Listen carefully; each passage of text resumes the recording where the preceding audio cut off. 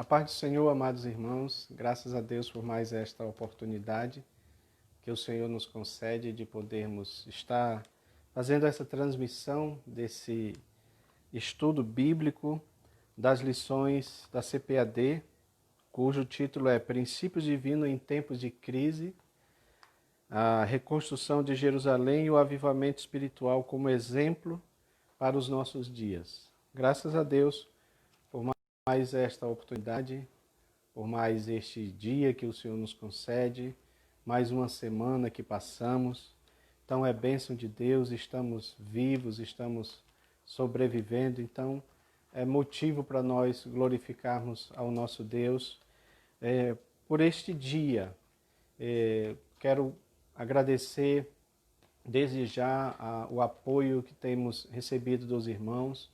Peço a você que compartilhe esse estudo, essa live, e também depois nós vamos gravar, vamos deixar gravado, né, no YouTube, no nosso canal, tá? Para que possa também ser compartilhado e também assistido posteriormente. Tudo bem, irmãos? Meus queridos, nós estamos na lição de número 3, que tem o título O Despertamento Renova o Altar. Então aqui está o nosso gráfico esboço, como eu sempre tenho dito, né? Gráfico esboço, porque ele é o esboço da própria lição. Aqui eu tenho uma visão panorâmica do estudo que nós vamos abordar. Isso aqui é importante porque não tem como nós fugirmos do esboço, ok? Então o título é Despertamento, o despertamento renova o altar. O textuário diz: Então Elias disse a todo o povo, chegai-vos a mim. E todo o povo chegou a ele e reparou o altar do Senhor, que estava quebrado. 1 Reis 18, 30. A verdade prática diz: Satanás jamais derrotará o crente, cujo altar é constantemente renovado pelo Espírito. E aí nós temos os objetivos da lição, que é elucidar aos alunos o significado do altar para o Antigo Pacto, né? O que é que essa peça, esse mobiliário do altar significava para o Pacto Antigo. Entender que Cristo é o centro da nossa comunhão com Deus, é quando nós então pegamos a questão do altar e aplicamos para os nossos tempos atuais, especialmente na pessoa de Cristo. E também comprovar que nem todos os despertamentos de hoje têm as características mencionadas de um verdadeiro despertamento, ok? Então, essa ideia do objetivo 3, essa comprovação sobre os despertamentos, é mais a ideia de apologética, de defender o verdadeiro despertamento, ok, irmãos? Porque tem surgido muitos outros que não são despertamentos verdadeiros, ou então, como nós colocamos no grupo, alguns modismos, que as pessoas acham que isso é que é o despertamento, que é avivamento, e quando na verdade não é, ok? Na verdade está muitas vezes envergonhando o Evangelho, causando escândalo no meio do Evangelho. Então, é importante a gente saber disso. A nossa leitura bíblica em classe está no livro de Esdras, capítulo 3, versículo 2 a 5 e versículo 10 a 13, quando fala justamente de Josué, juntamente com Zorobabel, que foram levantados para erguer o templo, o altar de Deus, tá? Então tá falando do trabalho que eles fizeram. Quero mostrar depois aqui uma parte histórica disso. Na verdade, está falando do retorno ao culto, né? O culto hebraico, como eles faziam anteriormente, que estava suspenso por causa exatamente do cativeiro, e agora eles estão retornando com o culto. Esse ponto é importante também, porque tem muito a ver conosco. Tá bom, irmãos? E aí nós temos aqui o ponto 1, coloquei aqui, mas não está correto, né? Só para a gente corrigir. Na verdade é ponto 1, ponto 2 e ponto 3. Essa lição ela tem só 3 pontos. Então fala do despertamento conduz o homem ao altar. Subponto, o judeu sentiu a necessidade do acesso a Deus que o altar lhes proporcionava. Vamos estudar isso. E todos os despertamentos genuínos começam com a restauração do altar.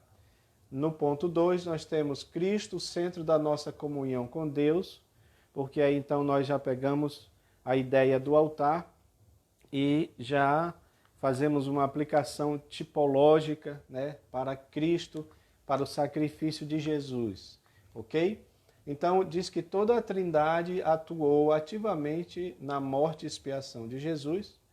O segundo ponto diz, o Espírito Santo quer, pelo despertamento, mostrar aos homens a grande vitória de Jesus no Gólgota. Isso, a ação do Espírito Santo ainda dentro dessa ideia da Trindade fazendo parte da morte expiatória, né, de Cristo, digamos assim. E o ponto 3, nós temos cuidado com as imitações, que é aquilo que eu estava falando para os irmãos, aqui na questão dos objetivos da lição. São muitas imitações de pseudos avivamentos, né, que nós temos visto aí, que ele diz aqui que são movimentos que são imitações baratas do verdadeiro despertamento, ok? Podemos chamar isso aqui de fogo estranho, tá bom, irmãos? Que foi aquilo que Nadab e Abiú fizeram ao levar fogo estranho, fogo que não era fogo consagrado. Então tem muita gente aí levando fogo estranho e nós precisamos estar atentos a isso. Sei que esse é um tema difícil, complicado, porque geralmente tem irmãos que dizem que tiveram algum tipo de experiência e dizem que nós não podemos julgar. E eu digo pela Escritura que pela Escritura nós temos que julgar, provar se os Espíritos vêm de Deus. É isso que a palavra de Deus nos afirma, né? E vamos continuar com isso até o final. Porque, como sempre dizemos, os sinais da vinda de Cristo aumentam à medida que se aproxima a vinda do Senhor, eles vão aumentar, inclusive dos falsos profetas. Então, quando está falando dos falsos profetas, está falando também dos falsos sinais, dos sinais que aparentemente são verdadeiros, são de Deus, mas não são e têm o objetivo de enganar. Ok, irmãos? Então, e para finalizar, o estudo sistemático da Bíblia é necessário para identificar os movimentos verdadeiramente autênticos. Tudo bem? Então, meus amados, primeira coisa que eu gostaria de falar com os irmãos a esse respeito desse tema, o despertamento renova o altar. Então, nós precisamos entender sobre o que é o altar. E aqui tem esse gráfico que eu fiz, coloquei lá no grupo, tá bom, irmãos? Se você ainda não pegou, você pode ir lá baixar. Esses gráficos são gratuitos, nós não cobramos nada, tá bom? Tem irmãos que perguntam, irmão, posso usar? Pode. Claro que você vai citar, porque às vezes tem uns abençoados, né, que usam, mas não citam, né? Isso é importante, a palavra de Deus nos respalda, dá honra a quem honra, né? Então, se nós fizemos para abençoar o povo de Deus, abençoar os professores, para que ajude, para que possa dar esse suporte no ensino bíblico.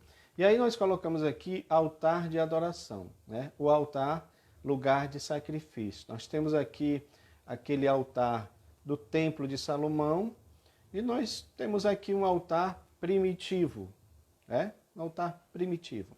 Porque, primeiramente, eu gostaria de trabalhar essa ideia da definição do que é o altar, para nós chegarmos lá no que nós queremos. Então, o que é que colocamos aqui? Definição, segundo Champlin, né? Altar, lugar de entrar em contato com o poder divino, tá bom? O Champlin, ele dá uma visão ampla, não está falando apenas do altar de Deus, mas do altar de maneira geral, ok, irmãos? E aí é importante também a gente saber, porque na realidade foi algo que foi distorcido desde lá do início. Satanás distorceu isso. A adoração era para Deus, o altar é lugar de adoração somente para Deus. Mas Satanás ele distorceu isso, ok?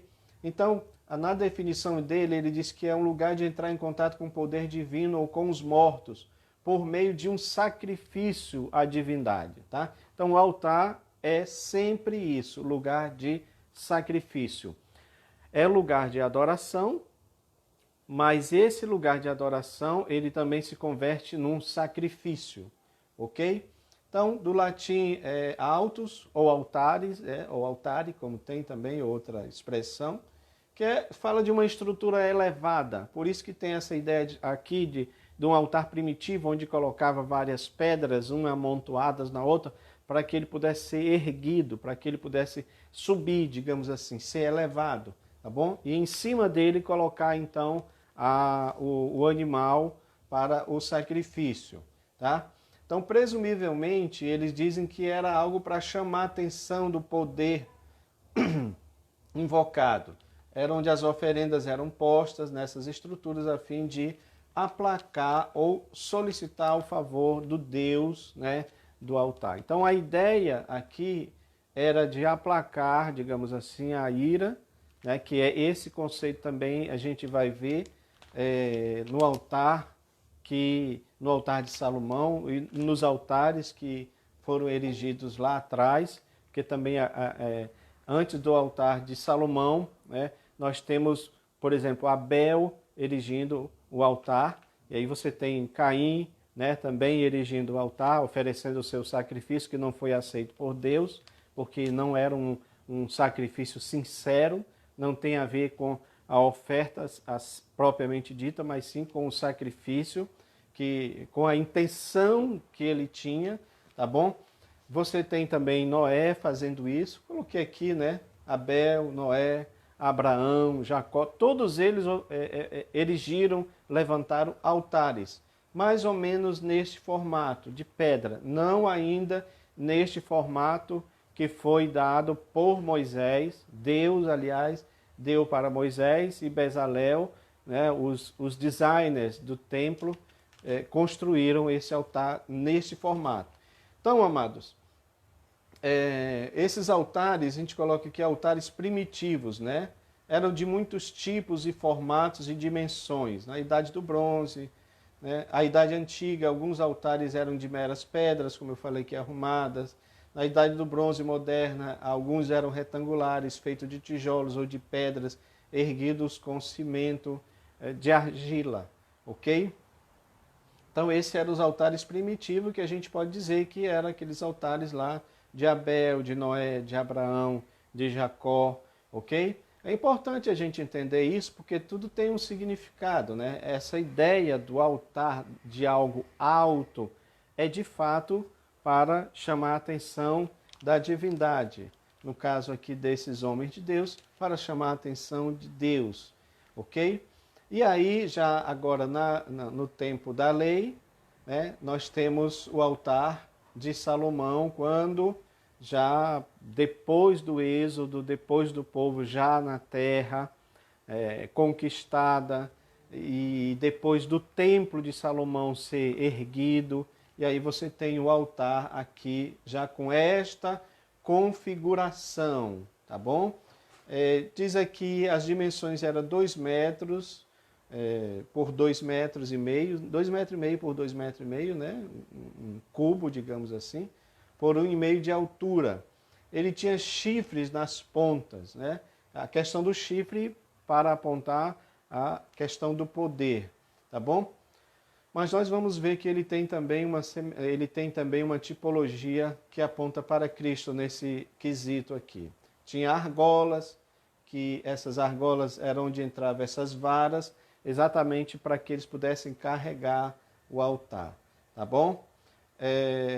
Tinha uma armação gradeada de metal, cheia de terra para resistir ao fogo que era colocado ali. Tá bom, irmão? Então esse já é o altar de Salomão, ok? Lembrando que com o cativeiro babilônico, porque na realidade a gente fala do cativeiro, mas Nabucodonosor entra e destrói tudo, né? Então, claro que o templo ficou destruído, e aí aqui em Esdras é que houve essa necessidade, então, de reconstruir o templo de Jerusalém e começando especialmente pelo altar. Por isso que o tema é importante. Despertamento renova o altar. Era a primeira peça, não é isso, irmãos? Eu também coloquei um gráfico lá, não está aqui, mas eu coloquei um gráfico que mostra as peças do tabernáculo, e a primeira peça do tabernáculo, quando se entra no átrio digamos assim, no átrio do templo, você encontra o altar do sacrifício. Agora, é claro que isso tudo aponta para um simbolismo, né? O que é o simbolismo do altar? É o lugar onde podemos nos aproximar de Deus.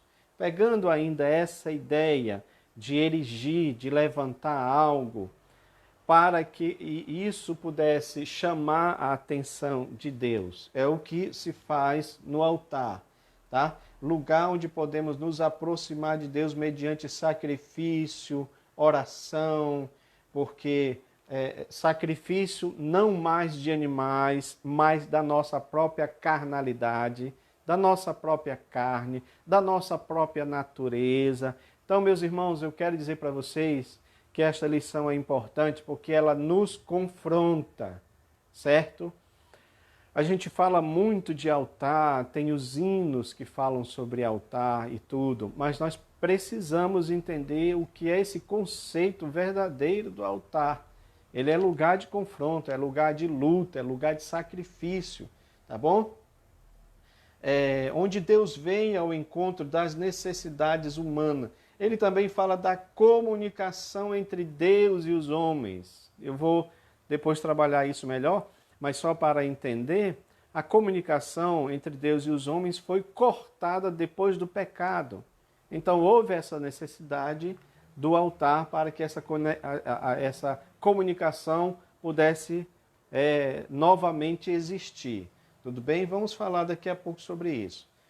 Esse é o lugar onde um homem pode encontrar-se com o poder divino a fim de encontrar misericórdia e graça, porque também o altar é isto. Na verdade, eu vejo o altar como, digamos assim, um paradoxo, uma contradição santa.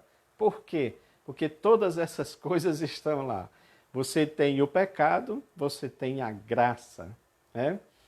Então, todas essas coisas estão no altar. É importante nós entendermos isso. O nosso pecado está no altar, o nosso perdão também vai se encontrar no altar. Tá bom, irmãos? Então, essa é apenas uma passada rápida sobre o que é que significa o altar para nós. E eu espero em Deus que todos nós possamos, amados, transmitir isso para os nossos alunos, porque hoje nós vivemos esse tempo em que nós falamos tanto sobre essas coisas, no sentido de cantar, tem muitos louvores falando sobre isso, a minha vida no altar, mas eu preciso passar da mera verbalização para a real aplicação, o fato de eu saber interiorizar isso para dentro de mim, tá bom? Então isso é muito importante e eu creio que esse gráfico aqui ele nos dá uma pequena ajuda nesse sentido. Lembrando sempre para todos nós, para os professores, que tudo isso são recursos, professor, que você e eu nós podemos ter.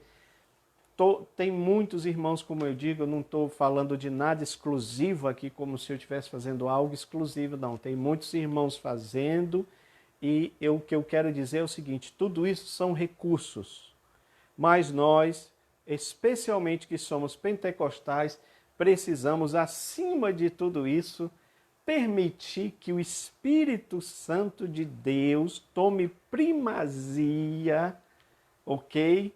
Em nossas ministrações. Isso é uma coisa que eu peço muito a Deus.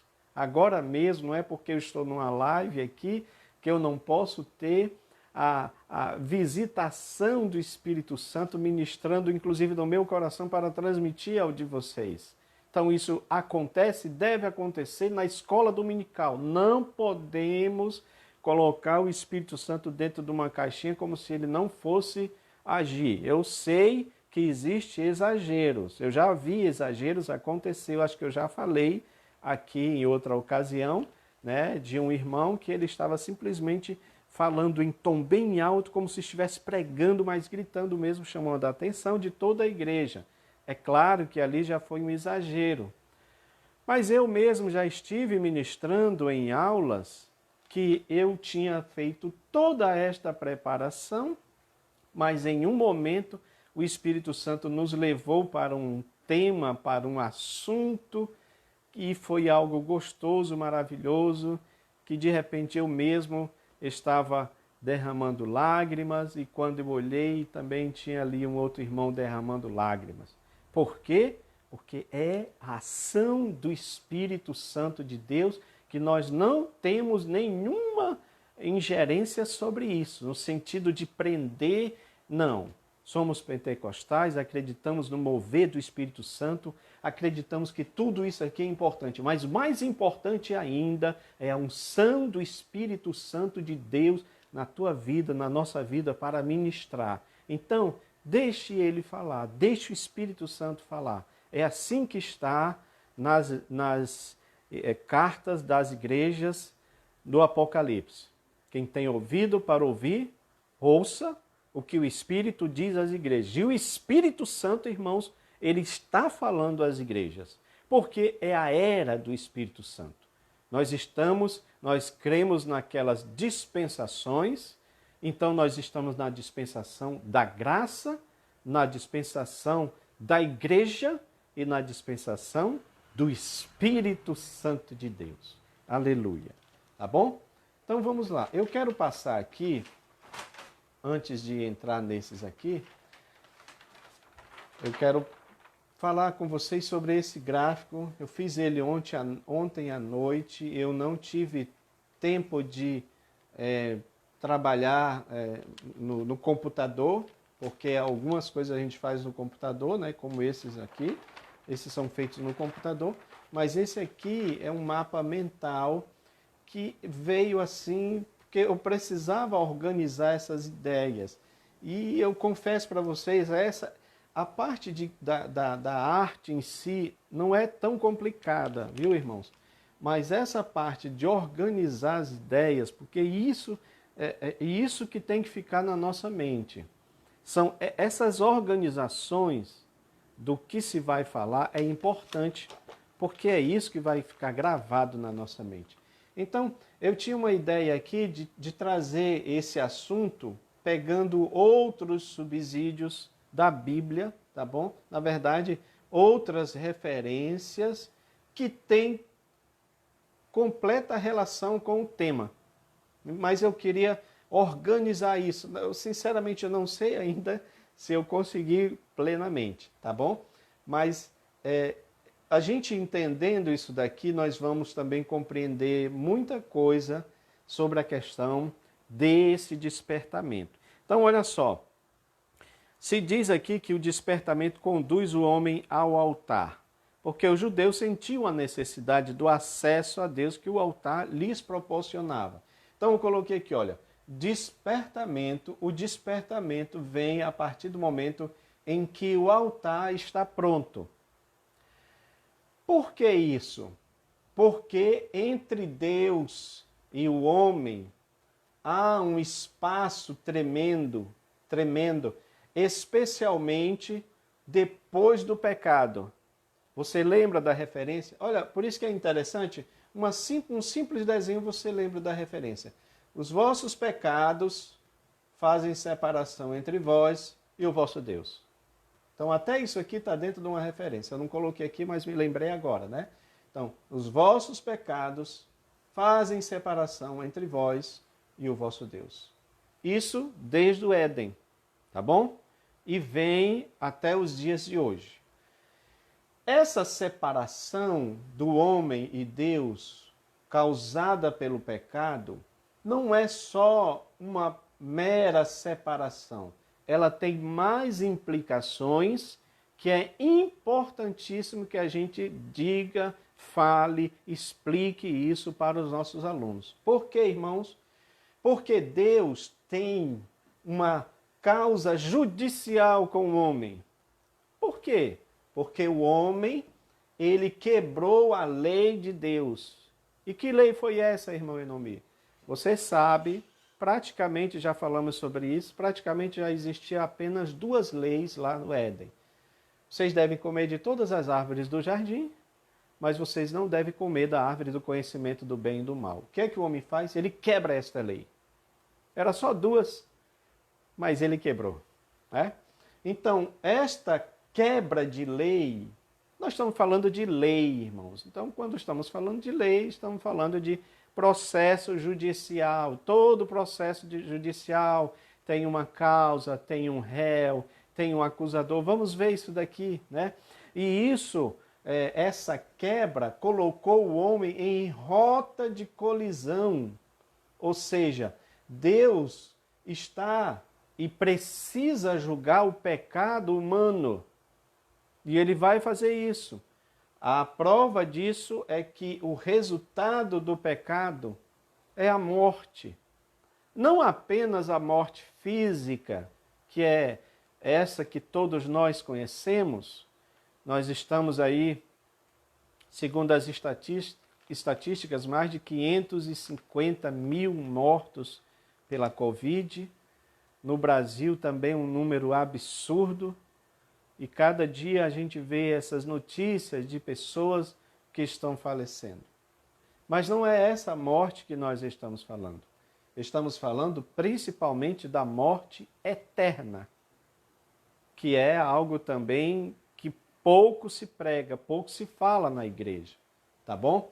Então, preste atenção, recapitulando. O homem pecou e Deus precisou e precisa julgar o pecado do homem. Como é que ele faz isso? Com a morte. Com o castigo eterno. Com a morte eterna. Que também é algo que as pessoas não querem muito falar. Há até doutrinas que estão negando a existência do inferno. Há uma doutrina chamada universalismo, que diz que no final todos vão ser salvos. Há uma doutrina que antigamente você via em algumas igrejas, como a igreja adventista, né, que prega sobre a extinção da alma. Ou seja, quem for salvo no final de tudo vai estar com Deus, vai gozar do paraíso, das bênçãos de Deus, mas quem não for salvo vai ser completamente extinto. A alma, o espírito, tudo vai ser extinto. E essa ideia também alguns segmentos evangélicos que não são essa igreja, que não é dessa igreja que eu citei, eles também aceitam esse tipo de doutrina, né?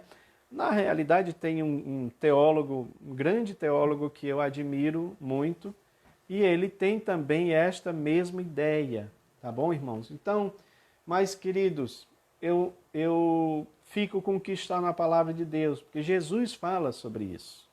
Lá o fogo não se apaga e o bicho não morre. O bicho ali se refere à natureza humana, ao mal da própria natureza humana, porque o inferno é lugar de punição. E então você entende uma coisa, não existe inocente no inferno. Só vai para lá quem é culpado mesmo. Quem não aceita a salvação de Cristo. Por isso que ele elaborou todo esse plano aqui. E é aqui que eu quero entrar com isso para você entender. Ora, o que é que Deus fez para que a ira dele sobre o pecado humano fosse aplacada? Os sacrifícios. A adoração a ele como forma de sacrifício. É interessante, preste atenção, que no início não havia praticamente sacrifício. Nós não podemos afirmar, não tem nada na Bíblia que diga que antes do pecado o homem sacrificava. Mas existia adoração. Você tem lá aquele momento em que Deus, na virada do dia, se apresentava, e eu imagino que era algo maravilhoso, eu não posso dizer aqui como era que isso acontecia, mas era algo maravilhoso, Deus se apresentava. Então tinha aquele momento de adoração a Deus. Há alguns que dizem que o Éden era praticamente um tabernáculo, era um local de adoração a Deus, mas não tinha sacrifício. O sacrifício ele veio como uma forma de aplacar ou pelo menos, por isso que vem a ideia de salvação. Porque a salvação vem daqui. Ora, se Deus disse, se você comer da árvore do conhecimento do bem e do mal, você vai morrer. Ou seja, você vai ser extinto não, você vai ser lançado, digamos assim, no inferno, a morte eterna. Ele iria morrer fisicamente, mas se continuasse na sua rebeldia, como foi o caso de Caim, por isso que Jesus chama ele de filho do maligno, expressão forte, mas verdadeira, filho do diabo. Por quê? Porque fazia a vontade direta do diabo, assim como tem pessoas que são, digamos assim, espiritualmente descendentes de Satanás. Espiritualmente. Ou seja, são pessoas que não querem a salvação de Deus. E se eles não querem a salvação de Deus, como tem só dois caminhos, então o que resta para eles é o inferno. Tá bom, irmãos? Só que Deus fez um plano para nos tirar do inferno, para nos livrar dessa morte eterna. O que foi isso? Os sacrifícios. Glória a Deus. Os sacrifícios como forma de agradar a Deus e de aplacar sua ira. Olha, desde o início esse sacrifício foi feito. Exatamente por este motivo que o Cordeiro foi morto desde a fundação do mundo. Que alguns usam isso daí como aquele tipo de entendimento que remonta, claro, ao animal que foi morto lá, onde Deus fez, porque a Bíblia diz, né? Pelo menos isso é uma suposição, eu não posso afirmar categoricamente, mas você linkando com outros textos, você chega a essa conclusão. Ora, se a Bíblia diz que Deus fez de pele de animais roupas para Adão vestir, e o outro texto diz que o cordeiro foi morto desde a fundação do mundo, então você entende que aquela pele de animal provavelmente era uma pele de um cordeiro que foi morto. Mas isso é uma suposição baseada nos textos. Tá bom, irmãos? Não vamos nos atrapalhar em relação a isso. Particularmente eu acredito assim, que houve aquele sacrifício ali, daquele animal que foi derramado, que o sangue que foi derramado, porque a Bíblia diz que ele foi morto desde a fundação do mundo, mas é claro que aquele animal que foi morto desde a fundação do mundo apontava para o sacrifício de Cristo na cruz do Calvário. Tá bom? Então esse é um ponto importante. E aí você tem isso, eu acredito que isso até foi um ponto de partida, porque logo em seguida você tem Abel fazendo a mesma coisa, sacrificando o animal. E aí você tem aqueles outros que eu falei lá, você tem Noé, você tem Abraão, você tem os outros patriarcas fazendo até chegar em Moisés, naquele sistema sacrificial onde tinha realmente o cordeiro para ser sacrificado, né? Abraão é um exemplo assim clássico que o sacrifício precisa acontecer. Quando Deus pediu o filho dele para ser sacrificado, não é? Ele diz, o próprio filho pergunta, pai, aqui está a lenha, aqui está... E onde está o cordeiro para o sacrifício? O Senhor proverá, meu filho. E aí, quando ele coloca o filho, quando ele vai imolar o filho, quando ele vai tirar a vida do filho, o anjo lá, né, brada, não faça isso, porque agora sei que tu temes a Deus. Mas o que é que ele encontra logo em seguida? Um animal que estava preso, os seus chifres estavam engatados lá em alguma árvore, algum arbusto, e ele pega aquele animal e sacrifica, porque é necessário ter o sacrifício. E aí entra aquela ideia de que isso era uma forma de salvação, porque na realidade aquilo apontava para o sacrifício de Cristo. Então nós entendemos também que a morte de Cristo, do Cordeiro de Deus, ela também tem essa ideia de algo retroativo, não é? Tá bom? Alguns discutem se é dessa forma ou não, mas de qualquer maneira era necessário que se fizesse os sacrifícios para que houvesse esse agradar a Deus e também aplacar a ira de Deus. Por este motivo, irmãos, e aqui a lição cita, no tempo de Elias, do rei Acabe, no confronto com os profetas de Baal, a primeira coisa que Elias fez foi reparar o altar que estava quebrado, ok? Esse altar que estava quebrado, alguns questionam se era o altar onde eles estavam sacrificando a Baal. O fato é que mesmo ele quebrado, o texto é claro em dizer que ele pega 12 pedras e reconstrói o altar. E ali o animal é morto, ok?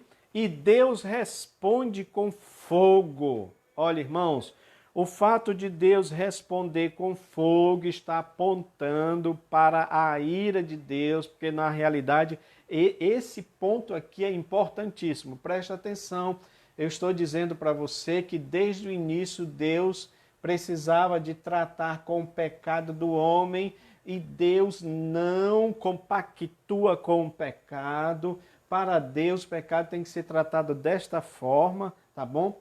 Forma condenatória, por isso que ele cria esse sistema de maneira que Cristo entra, tá bom? Para aplacar, assim como os animais aplacavam a ira de Deus. Então, quando ele responde com fogo, era uma forma até de dizer que todos aqueles ali poderiam estar condenados, mas ele sacrifica, ele responde diretamente no animal para mostrar que a ira dele foi aplacada, tá bom? Com o sacrifício. Ou seja, Deus aceitou o sacrifício de Elias. Por isso que quando Jesus morre, Deus também aceita este sacrifício de Cristo. Aleluia! O Cordeiro de Deus foi morto e a morte dele agradou a Deus. Olha como tudo se combina, né? Agradou a Deus moê-lo, é o que está lá na profecia de Isaías. Agradou a Deus, em que sentido? No sentido de que a ira de Deus estava sobre nós, irmãos. Só que Deus lançou a ira dele sobre o Filho. Aleluia! É por este motivo, querido, que Jesus sentiu o abandono de Deus, digamos assim. Eli, Eli, lama sabachthani. Deus meu, por que me desamparaste? Foi nesse sentido. Já pensou você ter que castigar um filho por causa do pecado, do erro de outra pessoa, sendo que aquele seu filho é inocente? Foi o que Deus fez. Ele aceitou o sacrifício, colocando a ira dele sobre Cristo. Por isso que diz que ele pegou o pecado de todos nós, irmãos. Olha a simbologia linda e maravilhosa do que é que significa o altar. Eu já estou aqui, já passando aqui, né, porque eu ia falar isso no final, mas tem tudo a ver, tem tudo a ver. Esse ponto é o ponto importantíssimo que nós precisamos ensinar nas igrejas, mostrar o que Cristo fez por nós, mostrar que nós estávamos sujeitos à ira de Deus, mas aonde abundou o pecado, o que acontece? Superabundou a graça de Deus. Então Jesus se fez pecador por nós, assumindo o pecado que era nós, assumindo, digamos assim, a ira de Deus sobre ele, para que através disso Deus pudesse se agradar do sacrifício de Cristo e através deste sacrifício o homem, eu e você, pudéssemos ser salvos. Que coisa maravilhosa, que coisa linda, que coisa abençoadora. Precisamos pregar sobre isso, precisamos ensinar sobre isso. Meu amado, se nós ensinarmos sobre isso, a gente não vai ficar preocupado com outros modismos, não. Não vamos ficar preocupados com quem está fazendo o errado. Se nós estivermos fazendo certo, não vamos nos preocupar com quem faz o errado. Porque tem muita gente aí promovendo todo tipo de avivamento, mas não o avivamento que é pela palavra de Deus. É este avivamento que nós precisamos, pregar a palavra de Deus verdadeiramente, tá bom? Então nós entendemos isso daqui, não é? Deus faz isto, cria esse sistema especialmente para a nação de Israel e abrangendo também a todo mundo, tá bom? João 3,16, né? Versículo mais conhecido da Bíblia, o Evangelho para todos. Porque Deus amou o mundo de tal maneira que deu seu Filho unigênito, para que todo aquele que nele crê não pereça, mas tenha a vida eterna. Tá bom? Então, essa parte aqui, olha como eu tomei um tempo, mas para explicar esse ponto que é importantíssimo. Ok, irmãos? E aí nós entramos aqui então nessa parte mais histórica. E tem um ponto aqui que eu queria falar com os irmãos. Eu disse para os irmãos que trouxe algo que está registrado em Zacarias, se não me engano, Zacarias 8 ou 12. Você confere aí, tá bom? Eu esqueci de colocar aqui a referência. Mas é aquela parte em que este sacerdote chamado Josué, isso aqui no tempo de Esdras, tá bom, irmãos? Eu estou falando no tempo de Esdras, tá?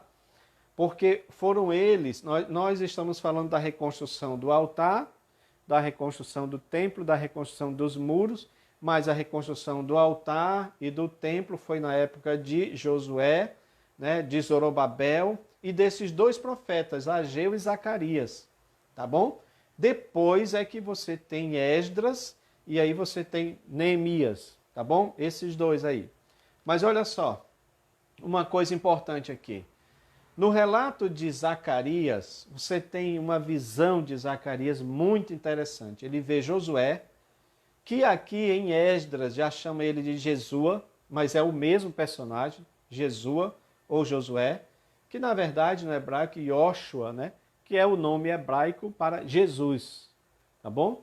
Então, digamos assim que no Antigo Testamento Josué está ligado ao nome Jesus. Ele era o sacerdote. Ele tem o Zacarias, ele tem uma visão de Josué, aonde aparece também um anjo, tá bom? Alguns dizem que essa visão de Josué, e eu queria que os irmãos entendessem, porque isso não é algo tão simples assim, mas também não é tão complicado, dá para a gente entender. Essa visão de Josué, de Zacarias, na realidade se trata de uma espécie de tribunal, ok? Uma espécie de tribunal, onde você tem o sacerdote Josué, ou Jesua, como réu, você tem aqui o anjo, como uma espécie de juiz, para executar o juízo divino, você tem Satanás, provavelmente, eu não tenho bem certeza, os irmãos podem me ajudar aí, tá bom? Eu não sei toda a palavra de Deus, a verdade toda, completa, mas provavelmente talvez seja a primeira referência a Satanás, não é isso? Embora nós temos também em Jó, não é isso? A referência de Jó, falando sobre esse inimigo de Deus. O Satanás aqui ele está como acusador. Qual era a causa em questão? Já que estamos falando de um tribunal. E aí lembra do que eu falei aqui? Do pecado, tá? Que o homem está em pendência judicial com Deus. Olha aqui, ó. Qual era a causa? O pecado. Josué, ou Jesua, ele aparece com as vestes sujas. Provavelmente, diz alguns autores, eu pesquisei uns 3 ou 4 autores, que eles falam que provavelmente não se refere ao sacerdote propriamente dito, ou que ele estivesse em pecado. Mas como ele estava, e vocês sabem muito bem disso, que o sacerdote representava a nação, ao invés do profeta que representava Deus para a nação, o sacerdote representava a nação para Deus. Então ele está aqui nesse tribunal representando a nação de Israel suja, as vestes sujas, ok? E vocês sabem muito bem que ele não poderia se apresentar para o sacrifício se ele estivesse com as vestes sujas. Tinha que estar limpas, vestes limpas. Porque não se pode apresentar sacrifício no altar de Deus de maneira impura, como tem muitos fazendo nos dias de hoje. São grandes pregadores, são grandes homens de Deus, mas têm uma vida que não condiz com o Evangelho. Aí você tem aqui um Josué, um Jesua, com as vestes sujas representando Israel. Agora preste atenção numa coisa, meu querido. É muito importante nós entendermos esse ponto desse julgamento. Essas vestes sujas, além de nós, as nossas vestes espirituais, digamos assim, além delas estarem sujas, de termos pecado contra Deus, você tem ainda um agravante a mais. Sabe qual é? É que você tem um acusador. Então ele vai se aproveitar dessas brechas aqui, dessa sujeira, para agir.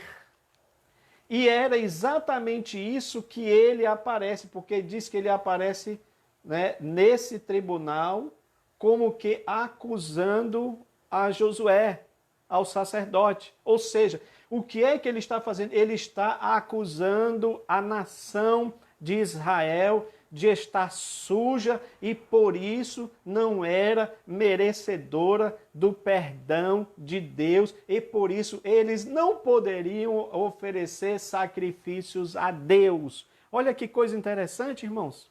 Será que você pode identificar alguma coisa que aconteceu, isso que eu estou falando da visão desse tribunal aqui que Zacarias tem, mas você pode fazer alguma relação disso com o que aconteceu com o povo quando eles estavam reparando o altar?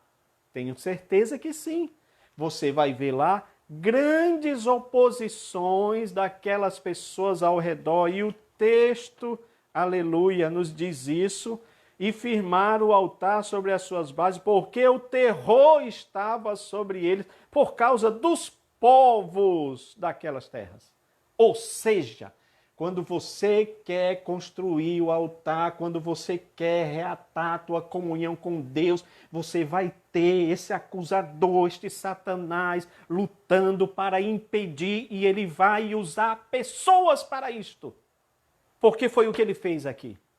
Ele usou pessoas para acusar de maneira que o altar não fosse construído, de maneira que o templo não fosse construído, porque eu volto a dizer, Satanás não tem nenhum prazer, nenhuma, digamos assim, ele não quer que de forma alguma você reate a sua comunhão com Deus.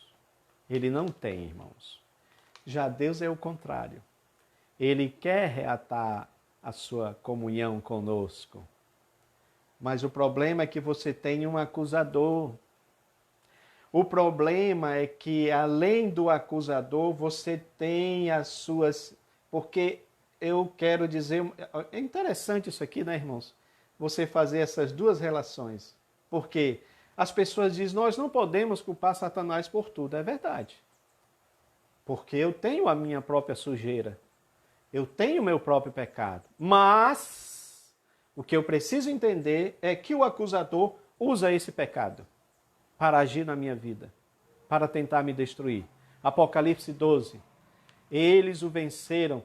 Está falando lá do dragão, da antiga serpente chamada Diabo, o mesmo que os acusa de dia e de noite. Aí diz lá que eles o venceram por causa do sangue do Cordeiro. Olha que coisa maravilhosa, irmãos. Então, o acusador está nos acusando de dia e de noite. Agora, olha que coisa interessante as coisas de Deus. Nesse ponto aqui, não havia ainda o sacrifício do Cordeiro de Deus. Oh, Jesus! Que coisa maravilhosa Deus fez por nós. Quando eu vejo isso aqui, eu me lembro de um texto, de um verso de Jó, dizendo, irmãos, Jó, naquela época, ele já estava suplicando por este intercessor, por este Cristo. Ele diz assim, olha a expressão de Jó, ah, se tivesse o intercessor que colocasse as mãos dele em Deus, digamos assim, e sobre a minha cabeça. Ele está dizendo assim, se tivesse algum que pudesse interceder entre mim e Deus. Que coisa maravilhosa. É mais ou menos o que acontece aqui. Porque aqui você não tem, digamos assim, a figura de Cristo aparecendo. Mas Deus sempre, Ele encontra ou Ele cria uma situação para nos perdoar. O que é dito aqui? E esta situação é uma muito, não digo parecida, mas não a forma, mas a situação é um pouco parecida com Isaías. Ai de mim, sou um homem de lábios impuros, habito no meio de um povo de impuros lábios, e os meus olhos viram o Rei. Ele diz, ai de mim, estou perecendo, porque ele sabia na lei que ninguém poderia ver a Deus e continuar vivo. Ele sabia que ele iria morrer, então ele clama, ai de mim que estou perecendo. É como se ele estivesse clamando por um intercessor, por um salvador. E Deus cria um plano ali na hora. Deus cria uma forma, uma estratégia para ele continuar vivo. Porque a lei dizia que ninguém podia ver a Deus e continuar vivo. Então o que é que Deus faz? Pega o anjo e diz, olha, vai lá, pega a brasa e vai e coloca nos lábios dele. E aí quando o anjo fez isso, a iniquidade dele foi sarada. E agora ele podia continuar vivo, porque senão ele tinha consciência que ele iria morrer. O nosso pecado causa morte, causa nossa morte, irmãos. O Isaías tinha essa consciência que ele iria morrer. A mesma coisa aqui. Sabe o que é que ele faz?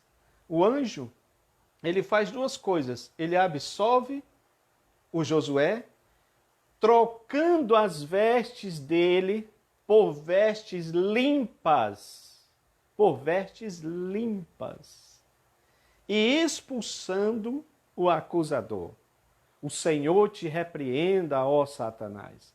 É a mesma coisa que o arcanjo Miguel diz para ele lá em Judas, quando diz a Bíblia que eles debatiam, disputavam a respeito do corpo de Moisés, e a Bíblia diz que ele não ousou falar nenhum tipo de palavra, mas disse, o Senhor te repreenda, porque é assim que tem que ser feito com o inimigo, não é ficar entrevistando como muitos fazem aí, parece que tem prazer, tem gozo nessas coisas, é o Senhor te repreenda, porque você está usando o nome de Deus, a autoridade do nome de Deus, não é o seu nome, Jesus não manda que faça isso, então aqui, tanto lá Miguel quanto esse anjo expulsa Satanás e coloca nele vestes novas, que é exatamente o que vai acontecer conosco. O Apocalipse mostra isso, os salvos lá, tá bom? Os santos do Senhor com vestes limpas, mais alvas que a neve, irmãos. Vestes que foram lavadas, compradas, redimidas no sangue de Jesus. Porque agora Cristo já morreu, olha. E aí sim, nós temos remissão pelo seu sangue. Que coisa maravilhosa, meu querido. Eu não sei se você entendeu tudo isso aqui. Eu não treinei isso daqui, eu fiz isso ontem, mas essa ideia dessas conexões ficaram na minha mente, porque o que eu entendo é que muita coisa que acontecia lá no Antigo Testamento, você tem isso reverberando no Novo Testamento, tá bom? O antítipo, o tipo e o antítipo, então essas coisas vão acontecendo, elas vão clareando melhor, por isso que a Bíblia diz aqui, por isso que a lição diz aqui no ponto 2, Cristo, o centro da nossa comunhão com Deus, que o Espírito Santo é aquele que revela, ensina, explica, penetra. O Espírito Santo é que vai fazer com que essas coisas, tudo isso aqui, tenha total entendimento na nossa mente, meu irmão, porque a lição fala sobre isso, né? Que toda a Trindade atuou ativamente na morte expiatória de Jesus. O Pai Celestial, como é que ele atua como Criador? É ele quem cria, é ele que elabora, é ele quem faz todas essas coisas. É o Deus soberano, o Altíssimo, o tremendo, que está acima de todas as coisas. Mas aí quando o homem peca, o que é que acontece? Precisa do plano da salvação. O plano da salvação incluía o Cordeiro de Deus ser morto. Então Jesus vem para, digamos assim, dar curso ao plano da salvação. Só que Jesus agora ele precisa ser assunto aos céus, João 14. Então quando ele diz, olha, eu vou para o Pai, não se turbe o vosso coração, crede em Deus, crede também em mim, na casa de meu Pai há muitas moradas. Ele fala sobre isso. E depois ele vai dizer que vai enviar um outro Consolador, o Espírito Santo. Ele vos ensinará, está aqui a lição falando sobre isso. Ele vos ensinará tudo que eu tenho dito a vocês. Então, toda a Trindade tem essa participação no plano da salvação. O Pai como Criador, o Filho como o executor do plano da salvação e o Espírito como consumador, como aquele que é o consolador, aquele que vai fazer com que todas essas coisas tenham sentido para nós. Por isso que ele é fogo, por isso que ele é luz, fogo para queimar o nosso pecado no processo da santificação. Ele é luz para iluminar as nossas trevas. É por isso que tem muita gente que não entende o plano da salvação. É por isso que quando você prega, as pessoas não aceitam. E não aceitam por quê? Porque não entende o plano da salvação.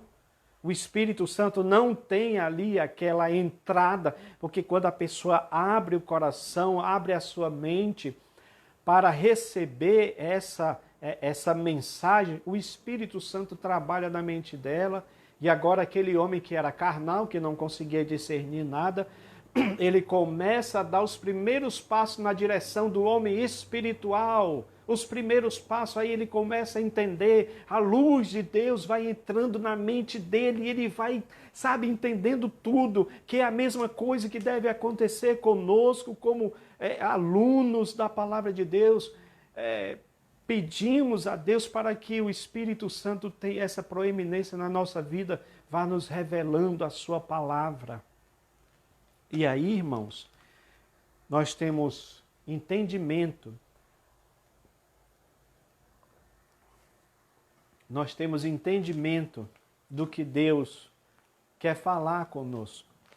O Espírito está falando às igrejas. Quem tem ouvido, ouça. Eu quero ouvir a voz do Espírito. Quero muito ouvir a voz do Espírito. Não importa se seja uma criança, não importa se seja um idoso, não. O que importa é que seja a voz do Espírito, que eu consiga identificar e que eu absolva para mim. Eu digo, Senhor, muito obrigado porque Tu estás falando. É exatamente esse terceiro e último tema, porque o terceiro e último tema fala isso. Cuidado com as imitações. Eu estava falando na nossa reunião familiar com os nossos filhos, e a gente até entrou assim no consenso que parece que esse último tópico ele destoa um pouco de tudo que está sendo falado ali, parece que muda um pouco o foco, mas não é bem isso, porque a ideia é dizer o seguinte, que nós precisamos identificar os falsos despertamentos. Mas eu acredito muito, irmãos, na palavra de Deus, que se nós entendermos o que é o verdadeiro despertamento, o verdadeiro avivamento, nós não temos que nos preocupar muito com os falsos avivamentos, que foi o que eu disse lá no início. É claro que para quem tem esse chamado de Deus, de defesa da fé, porque nem todos têm. A verdade é que nós devemos defender a fé, mas nem todos têm. Então eu entendo que precisamos nos dedicar sim a isso, a denunciar o erro. Os profetas de Deus faziam isso, denunciavam o erro. É claro que custava caro para eles, assim como às vezes custa para nós.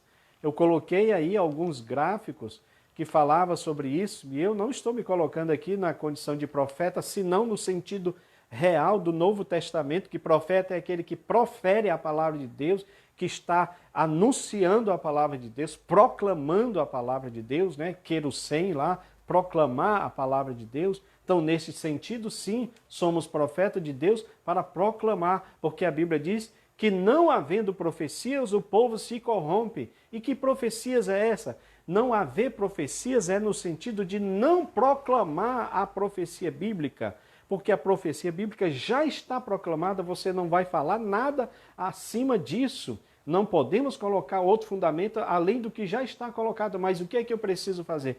Proclamar estas verdades. Então isso nós podemos fazer. Proclamar aquilo que é correto, proclamar o poder de Deus através da sua palavra. Então nós colocamos aí alguns gráficos mostrando, né, alguns modismos que geralmente as pessoas atribuem isto a estas manifestações. O comentarista fala sobre isso aqui. Alguns irmãos aí ficaram chateados, mas irmão, eu quero dizer para você que o que nós fazemos aqui é pela palavra de Deus. E eu sei que você pode dizer, mas eu tive experiência, alguém foi curado, alguém recebeu um dente de ouro. Meu irmão, nós estamos indo pela palavra de Deus. Tem muita coisa acontecendo aí que você tem que questionar se isso realmente é de Deus ou não. Temos o Espírito Santo de Deus. O Espírito Santo também nos ajuda a discernir o que é de Deus e o que não é. Outro dia, na verdade, alguns anos atrás, aí eu vi o testemunho, o vídeo aí de um pastor que ele diz que ele tem uma visão. Ele tem uma visão que ele está numa espécie de quarto, e aquele quarto ali está cheio de galinhas, né? De repente, vem duas galinhas, e uma começa a profetizar, uma galinha falando em língua estranha, e de repente a outra galinha começou a interpretar o que a outra galinha estava falando. Esse pastor é da Assembleia de Deus, eu creio que muitos irmãos conhecem aí. Eu não quero falar da pessoa, a minha intenção não é isso, mas eu posso falar desse evento, do ato, porque eu não vejo isso na Bíblia. Talvez você vá dizer para mim, mas o Espírito Santo vai ser derramado sobre toda a carne. Ora, não preciso dizer para vocês que toda a carne está falando de carne humana. Eu não vejo falando de carne de galinha, me perdoe, mas é assim que a palavra de Deus diz. O Espírito vai ser derramado sobre toda a carne. Aqueles que creem são pessoas conscientes do que querem. Então, irmãos, são muitos tipos de modismos que têm aparecido e as pessoas estão aceitando sem nenhum tipo de discernimento.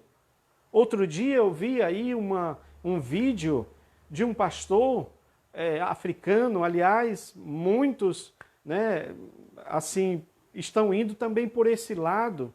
Eu não entendo por que isso, mas eu sei que tem muita gente fazendo um trabalho sério, viu, irmãos? Assim como também aqui no Brasil, muita gente fazendo um trabalho sério de avivamento, mas tem muita gente colocando fogo estranho. Então, de repente, o pastor está lá falando, pregando, e as pessoas estão em pé, e de repente ele dá uma ordem, e aí todos saem correndo e vão para a frente do templo. O que é que eles vão fazer? Eles vão comer os capins. Você procura na internet, tem isso aí, para você não pensar que nós estamos inventando. Então as pessoas estão comendo capim como um animal. Eu pergunto para você isso, tem na Bíblia? Isso está na palavra de Deus? Talvez se você me disser que Nabucodonosor, quando ele virou um animal, praticamente virou um animal, ele comeu o capim, aí sim, eu vou te dizer que isso é verdade. Mas não quer dizer que aquela experiência dele era uma experiência boa. Não era uma coisa maravilhosa. Deus estava fazendo um julgamento com ele ali. Então nós não podemos tomar essas coisas e dizer, porque quando você fala, por exemplo, desse caso da galinha que eu citei para os irmãos, alguns dizem, mas a jumenta de Balaão falou, irmão. Irmão, será que você pode comparar uma coisa com a outra? Nós estamos falando, querido, presta atenção, do Espírito Santo. O Espírito é santo. O que muita gente não está prestando atenção é que quando você diz, o Espírito mandou que eu diga, ou eu profetizo em nome do Espírito, você está infringindo a lei de Deus, a palavra de Deus, de não tomar o nome do Senhor em vão. Preste atenção que isso é muito sério.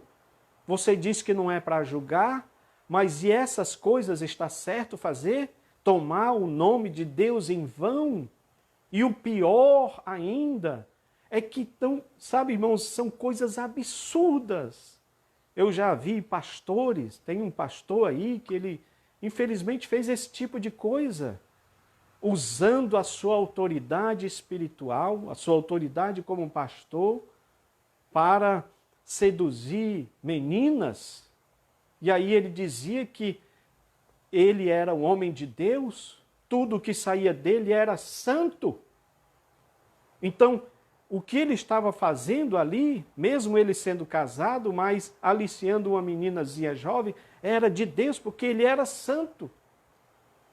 Isso é blasfêmia, irmãos. É blasfêmia. Então, meu querido, quero dizer uma coisa para você. Nós precisamos estar atentos, porque nos últimos dias, eu volto a repetir isso, eu já falei isso aqui, mas eu vou dizer novamente para você entender. A Bíblia compara a vinda de Cristo com a mulher quando está grávida. E eu quero perguntar uma coisa para você. À medida que se aproxima o momento do parto, as dores das contrações aumentam ou diminuem? Você não vai dizer para mim que elas diminuem. Você vai dizer para mim, pela experiência lógica e natural das coisas, que elas aumentam. Então, se é verdade que a vinda do Senhor é para ser comparada com a mulher quando está para dar à luz, então é lógico que esses sinais, essas dores, essas contrações aumentarão. Elas não vão diminuir, elas vão aumentar. E aí é que eu quero entrar com esse sinal que a Bíblia fala de falsos cristos e de falsos profetas que aparecerão e farão grandes sinais que, se possível fosse, enganaria até os escolhidos. Mas, irmãos, isso é no período da grande tribulação. Já acontece hoje também. O cavalo amarelo da morte vai matar muita gente no período tribulacional, mas também hoje já mata muita gente. Ou seja, é como se esse cavalo ainda começasse a agir nos dias de hoje, mas naquele tempo ele vai agir mais ainda. Então, os sinais da vinda de Cristo, todos estão se cumprindo. Todos estão se cumprindo. Os falsos profetas também. Amados, temos que ter muito cuidado em relação a isso. Deus não tolera essas coisas. Algumas pessoas dizem, não julgueis para que não sejais julgados. Jesus diz, é verdade, já colocamos um artigo sobre isso. E quando Jesus diz isso, ele está falando em relação à salvação. Eu não posso julgar sobre a salvação de ninguém. Eu não posso dizer que determinada pessoa está salva ou está condenada. Eu poderia talvez dizer que Judas estava salvo e que o ladrão da cruz estava condenado. Mas Judas, pelo que entendemos da Bíblia, não alcançou a salvação, mas o ladrão da cruz alcançou a salvação. Então eu não posso dizer que alguém, porque a Bíblia diz que a salvação pertence ao Senhor, mas também a Bíblia diz que nós devemos julgar os espíritos para saber se eles provêm de Deus. Porque o espírito do anticristo já está no nosso meio. Então ele vai agir, ele vai fazer todo tipo de sinais, que, se fosse possível, enganaria até os escolhidos. E vai enganar por causa dos sinais. Ah, irmão, alguém ali fez um milagre ali grande, eu recebi um milagre grande. Você sabe se é de Deus? Você tem o Espírito de Deus. Você pode julgar pelo Espírito de Deus. É isso que precisa ser dito. Pelo Espírito de Deus você julga. Pelo Espírito de Deus você sabe se é de Deus ou não. A nossa lição fala sobre isso. Aqui está. A nossa lição é claramente falando sobre isso, que o Espírito Santo de Deus é para isso. Ele nos ajuda a entender o que é de Deus e o que não é de Deus. Tá bom, meu querido? Mas eu gostaria muito de encerrar com esta reflexão do altar. E aí, eu peguei aqui uma palavra do Dr. Russell Shedd, que muitos conhecem. Está na Bíblia, né? Que leva o seu nome. Então ele diz assim: só quando se busca a Deus em primeiro lugar, só quando se busca a Deus em primeiro lugar, o reino de Deus e a sua justiça, é que há esperança de que uma nação pode ficar em pé em todos os aspectos sociais, morais e espirituais. Olha que coisa maravilhosa. A nossa nação, meu querido, precisa estar em pé. Mas isso só vai acontecer a partir do momento em que nós buscarmos a Deus em primeiro lugar. Entenderam? Buscar a Deus em primeiro lugar. Não é a homem, não é a político, não é a nenhuma outra pessoa que a gente acha que seja o salvador da pátria. É somente a Cristo, somente a Deus. E aí sim, esta nação ela vai continuar em pé, porque aí todos esses outros aspectos morais, sociais, espirituais, eles serão avivados. Eu oro a Deus, ainda nesse livro de Neemias, nós vamos ter um texto muito importante, Neemias 8, sobre aquela escola bíblica ao ar livre, que para mim ali é o ponto máximo deste avivamento que nós estamos falando. Então eu oro a Deus para que Deus nos desperte. Inclusive, começando em mim mesmo. Tem um hino do cantor Armando Filho que eu gosto muito, chamado Avivamento Total. E ele fala sobre isso. Desperta, Senhor, a tua igreja, a igreja que compraste para ti. Com o teu puro e santo amor, realiza a obra, a começar em mim. Então eu quero que este despertamento comece primeiramente na minha vida, no meu ser, para que eu possa também proclamar esse despertamento a outras pessoas, tá bom? Que Deus nos abençoe, que o Senhor nos guarde, nos dê uma semana de vitória, em nome de Jesus. Amém.